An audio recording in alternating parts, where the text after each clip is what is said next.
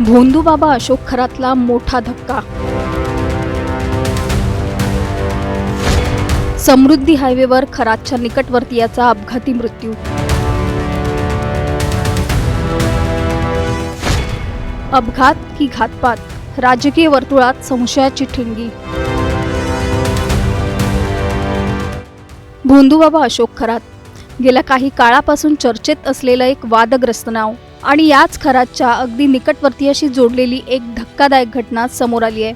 समृद्धी महामार्गावर घडलेला भीषण अपघात, ज्यात जितेंद्र शेळके यांचा जागीच अंत झालाय, त्यांच्या पत्नीचाही मृत्यू झालाय आणि 14 वर्षांचा मुलगा मृत्यूशी झुंज देतोय। पण ही फक्त एक रस्ते दुर्घटना आहे का? जितेंद्र शेळके यांचा अपघात आहे की घातपात? ठाकरे गटाच्या नेत्या सुषमा अंधारे यांनी नेमका कुठला संशय व्यक्त केलाय, याचा सविस्तर आढावा या व्हिडिओच्या माध्यमातून आपण घेणार आहोत। त्यासाठी हा व्हिडिओ शेवटपर्यंत पाहत राहा आणि टाइम्स नाऊ मराठीला लाईक, फॉलो आणि सबस्क्राईब करा। समृद्धी महामार्गावरची ही भीषण अपघाताची दृश्य। हायवेवरच्या कंटेनर खाली घुसून कारचा अक्षरशः चक्काचूर झालाय। जर कारची ही अवस्था असेल तर त्यात असलेल्या माणसांचं काय झालं असेल याचा विचारही न केलेलाच बरा। समृद्धी महामार्गावर कोपरगाव वैजापूर हद्दीत झालेल्या भीषण अपघाताने संपूर्ण नाशिक आणि शिर्डी परिसर हादरून गेलाय। या अपघातात जितेंद्र गणपतराव शेळके वय 50 वर्ष आणि त्यांच्या पत्नी अनुराधा शेळके वय 45 वर्ष यांचा जागीच दुर्दैवी मृत्यू झालाय, तर त्यांचा 14 वर्षांचा मुलगा सुचित शेळके गंभीर जखमी झालाय। त्याच्यावर रुग्णालयात उपचार सुरू आहेत। प्राथमिक माहितीनुसार शेळके कुटुंबीय श्री क्षेत्र माहुरगड येथून दर्शन करून शिर्डीकडे परतत होते। त्यावेळी त्यांच्या कारने समृद्धी महामार्गावर उभ्या असलेल्या कंटेनरला मागून जोरदार धडक दिली। ही धडक इतकी भीषण होती की कारचा अक्षरशः चक्काचूर झाला। अपघातानंतर घटनास्थळी मोठा गोंधळ उडाला। स्थानिक प्रशासन आणि आपत्कालीन यंत्रणांनी तातडीने मदतकार्य सुरू केलं, पण तोपर्यंत 2 जीव गेले होते आणि एक तरुण मृत्यूशी झुंज देत होता। कोण होते जितेंद्र शेळके? जितेंद्र शेळके हे फक्त उद्योजक नव्हते, तर शिर्डी परिसरातील एक प्रभावशाली व्यक्तिमत्व म्हणून त्यांची ओळख होती। सिल्वर ओक डेव्हलपर्स या नावाने त्यांचा रिअल इस्टेट व्यवसाय होता। तसंच शिक्षण संस्थांच्या माध्यमातून त्यांनी शिर्डी परिसरात आपलं नेटवर्क तयार केलं होतं। जितेंद्र शेळके अशोक खरातच्या शिवनिका ट्रस्टशी जोडलेले होते।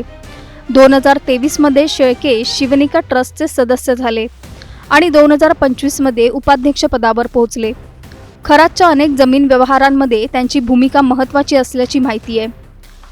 खरात प्रकरणात अटक झाल्यानंतर शेळके यांची चौकशी झाल्याची ही माहिती सूत्रांकडून मिळाली आहे। शेळके हे अशोक खरात प्रकरणातले महत्त्वाचे साक्षीदार असल्याचं बोललं जात होतं। अपघात की घातपात, या घटनेनंतर सर्वात मोठा प्रश्न उपस्थित होतोय तो म्हणजे जितेंद्र शेळके यांचा हा रस्ते अपघात आहे की यामागे काहीतरी वेगळं सत्य दडलंय? कारण अपघातानंतर लगेचच राजकीय वर्तुळातून संशय व्यक्त होऊ लागलाय।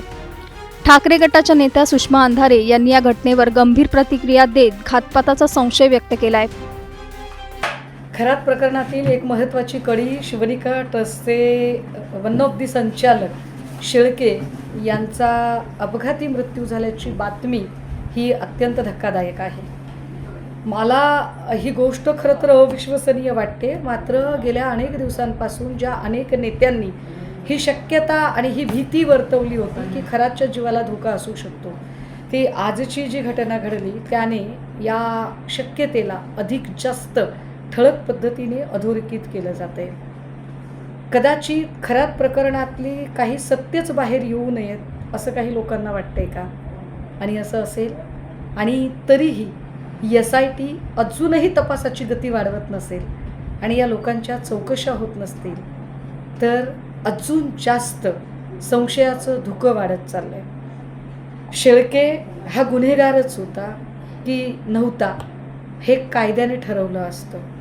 शिक्षा कायदा देईल, कोणाचाही जीव घेण्याचा अधिकार कोणालाही नाही। पण जी घटना आजची घडली ती मात्र एकूण तपास यंत्रणा आणि एकूण शासन व्यवस्था या सगळ्यांवरच प्रश्नचिन्ह निर्माण करणारी आहे, एवढं नक्की। तर दुसरीकडे सामाजिक कार्यकर्ता अंजली दमानिया यांनी सुद्धा एक्स पोस्टवरून काहीतरी काळबेरं असल्याचं म्हटलंय. शिवनिका ट्रस्टच्या सदस्यांचा फोटो दमानी यांनी ट्विट केलाय. त्यात जितेंद्र शेळके हे शिवनिका संस्थांमध्ये दुसऱ्या क्रमांकाच्या पदावर असल्याचं दिसतंय.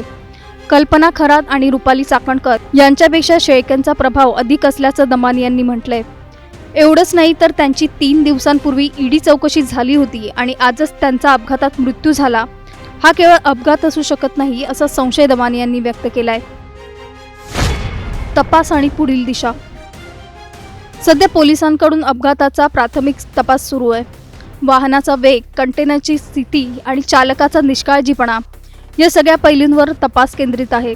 मात्र या घटनेभोवती निर्माण झालेलं राजकीय आणि सामाजिक संशय पाहता तपासाची दिशा अधिक व्यापक होण्याची शक्यता आहे.